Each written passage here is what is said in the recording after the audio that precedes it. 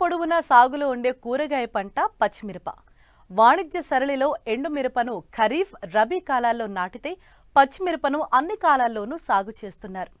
అధిక దిగుబడినిచ్చే హైబ్రిడ్ రకాలు అందుబాటులో ఉండటం వల్ల రైతులు ఎకరాకు 10 నుండి 18 టన్నుల దిగుబడి తీసే అవకాశం ఏర్పడింది. అయితే ఖరీఫ్లో మిరప సాగు చేసే రైతులు అధిక దిగుబడి పొందాలంటే ఎలాంటి సమగ్ర యాజమాన్యం చేపట్టాలో ఇప్పుడు చూద్దాం.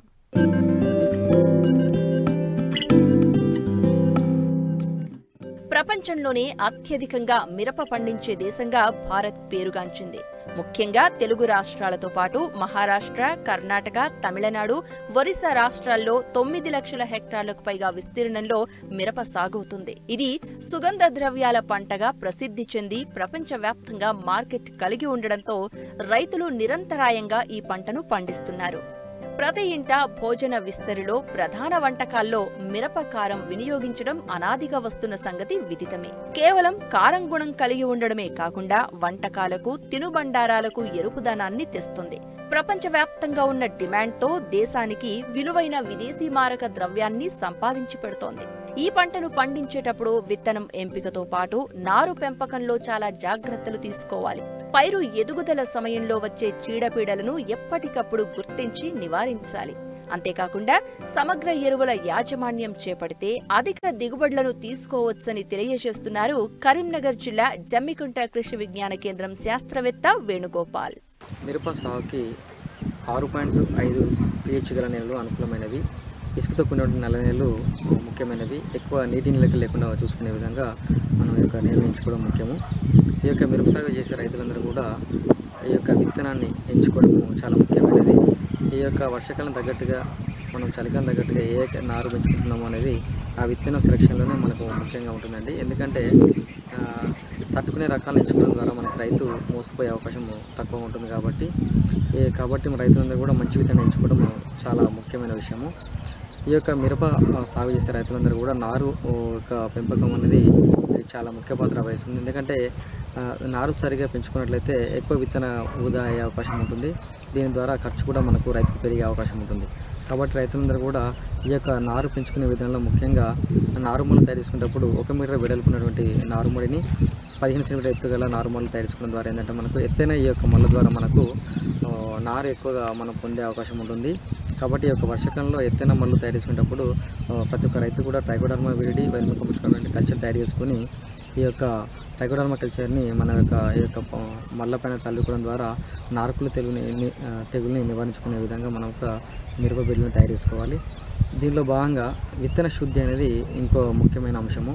ఈ యొక్క విత్తన శుద్ధిలో మనకు 1 కిలో మిరప విత్తనాలకి ఒక 150 గ్రాముల ట్రైసోడియం ఆర్థోఫాస్ఫేట్ మందును ఈ యొక్క వైరస్ తెగులు నివారించడానికి మనం ఉపయోగించుకునే జరుగుతుంది. అదేవిధంగా మనము ఈ యొక్క రసం పీల్చే పురుగు నుంచి బెడిని తప్పించుకోవడానికి 8 గ్రాముల ఇమ్డాక్లోపిడ్ మందును ఈ యొక్క కిలో విత్తనానికి పట్టించడం ద్వారా ఈ యొక్క రసం పీల్చే పురుగుల నుంచి మనము తప్పించుకోవచ్చును. అదేవిధంగా క్యాప్టెన్ మ్యాంకోజేబ్ అనే మందులు మనకు శిలీంద్రనాశకాలని మన 1 కిలో విత్తనానికి 3 గ్రాములు కలుపుకున్నట్లయితే మనకు తెగుల నుంచి మనము ఈ యొక్క పంటను కాపాడుకునే విధంగా మనము విత్తన శుద్ధి చేసుకున్నట్లయితే మనకు ప్రతి ఒక్క నారు కూడా మనకు మంచిగా మొలకెత్తిన నాణ్యమైన నారు మనం పొందే అవకాశం ఎక్కువగా ఉంటుంది. ఈ యొక్క మొలకెత్తిన నారుని మనము నార్మల్ నుంచి మనము మెయిన్ ఫీల్డ్ తీసుకెళ్ళినప్పుడు ఒక్కొక్క వరుసకు వచ్చేసి 60 సెంటీమీటర్లు, ఒక మొక్కకు వచ్చేసి 15 సెంటీమీటర్లు మనము పెట్టుకోవడం ద్వారా మనం ఎక్కువ కరెక్ట్గా మనము అధిక సంతృప్త పద్ధతిలో మనము మొక్కలను పెంచుకోవచ్చును. దీని ద్వారా ఏంటంటే మనకు ఎక్కువ గాలి సోకే అవకాశం ఉంటుంది. దీని ద్వారా తెల్లదోమ కూడా కంట్రోల్ చేసుకునే విధంగా మనకు ఈ యొక్క వరుసల యొక్క దూరము మనం మెయింటైన్ చేయవచ్చును. ఈ యొక్క పంట సాగు చేసేటప్పుడు మనకు ఎరువుల విషయానికి వచ్చినట్లయితే మనకు 120 కిలోల నత్రజని, 24 కిలోల పొటాషు, భాస్వరము, అదేవిధంగా 48 కిలోల యొక్క పొటాషియం ఎరువులను మనము 1 ఎకరానికి సరిపడా మనం ఇచ్చుకోవచ్చును. 30, 45, 60 రోజుల్లో ఈ యొక్క నత్రజనిని మనము ఈ యొక్క 120 కిలోలని 3 దఫాలుగా ఇచ్చుకున్నట్లయితే మనకు మొక్క యొక్క పెరుగుదల కూడా ఎక్కువగా ఉండే అవకాశం ఉంటుంది. కాబట్టి ఇవన్నీ రైతుల యొక్క యాజమాన్యం చేసేటప్పుడు అదేవిధంగా మనకి ఇంకోటి నారు నాటుకున్న తర్వాత కలుపు సమస్య కూడా మనం గమనిస్తూ ఉంటాం. కాబట్టి ఈ కలుపు సమస్య నుంచి మనము నివారణ పొందడానికి నాటిన 48 గంటల్లో మనము పెండి మిత్రుల మందుని 1.3 లీటర్ల నుంచి 1.6 లీటర్ని 200 లీటర్లు కలుపుకొని పిచికారీ చేసినట్లయితే మనకు ఈ యొక్క కలుపును కూడా మనం నివారించుకోవచ్చును.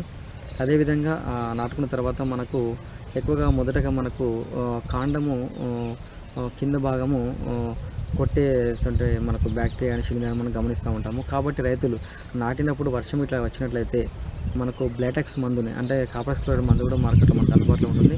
లీటర్ నీటికి 3 టన్నులు కలుపుకొని ఈ యొక్క మొక్కలు ఎక్కడైతే చనిపోతున్నాయో అవి గమనించుకున్నట్లయితే మనకు నాటిన తర్వాత మనకు ఎక్కువ మోటారీ లేకుండా మనం కాపాడుకునే విధంగా ఈ యొక్క శిలీంద్రనాశకాన్ని మనం పిచికారించినట్లయితే మనకు వేరు తడిచే విధంగా చేయడం ద్వారా మనకు ఎక్కువ మొలక మనకు వృధా అయ్యే అవకాశం ఉండదు. కాబట్టి ప్రతి ఒక్క మొలక మంచిగా బలంగా ఎన్నుకుంటే మనకు ఎక్కువ దిగుబడి పొందే అవకాశం ఉంటుంది.